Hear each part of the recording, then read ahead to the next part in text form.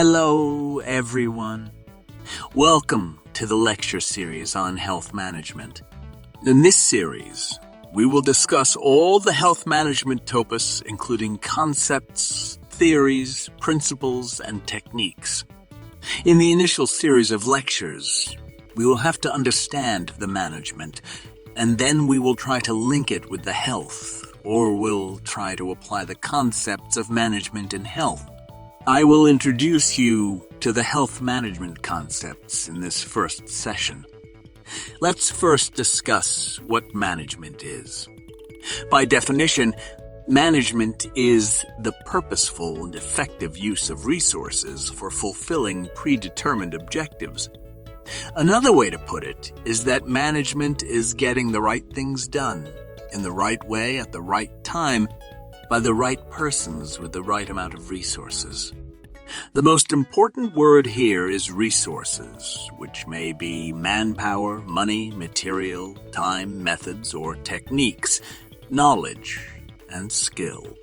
With this in mind, the word management can be broken down as manage, men and T, and the most straightforward definition may be manage the manpower tactfully, or manage the resources tactfully. Now, the question is, as healthcare personnel, why should I study management? My ultimate goal is to improve the health outcomes of the patients. How can health management support this? This is quite an obvious question. This is quite clear that to improve the patient's health outcomes, you will have to make a sustainable health system that is efficient and effective in meeting the healthcare needs of individuals and populations. To achieve sustainability of any system, the most crucial thing to be managed is resources. And that's what management does. So, it can be put this way that the ultimate goal of health management is to improve the health outcomes of the patients, while managing the resources and ensuring the sustainability of healthcare systems. Next, if you want to manage the resources to make the health system sustainable, you need a comprehensive understanding of the healthcare industry and strong leadership, communication, and analytical skills. So, you need to learn a combination of technical, analytical, and soft skills to be successful in health management. Moving on now, let us discuss what is the need for management in organizations. You will agree that we all are members of one or another organization. Some organizations have formal structures like the army, police, and academic institutions, while others are more casually structured, like small startup companies, local clubs, neighborhood associations, and volunteer groups. But all organizations are put together and kept together by a group of people who work together towards some common goal. The goal is a fundamental element of any organization. To achieve this goal, all organizations have some plans. And to fulfill those plans and accomplish the goal, organizations must acquire and allocate the resources.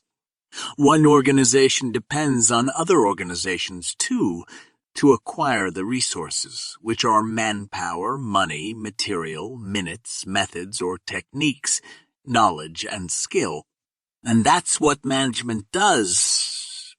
So I can say that management consciously and continuously shapes organizations by managing resources. Now, let's put it formally. Management plays a crucial role in organizations for several reasons, including, number one, planning. Managers are responsible for setting goals, establishing strategies, and creating plans to achieve them. They ensure that the organization moves in the right direction and takes the necessary steps to achieve its objectives. Number two, organizing. Managers organize resources, including people, materials, and equipment, to achieve organizational goals. They establish a structure for the organization and assign roles and responsibilities to employees to ensure that everyone knows what is expected of them. Number 3, leading. Managers are responsible for leading and motivating employees to achieve organizational goals. They create a positive work environment, set standards for performance, and provide guidance and support to employees. Number 4, controlling. Managers are responsible for monitoring and controlling the organization's performance to ensure it meets its goals and objectives. They use performance metrics and other tools to measure progress and make adjustments as necessary. Number 5, decision-making.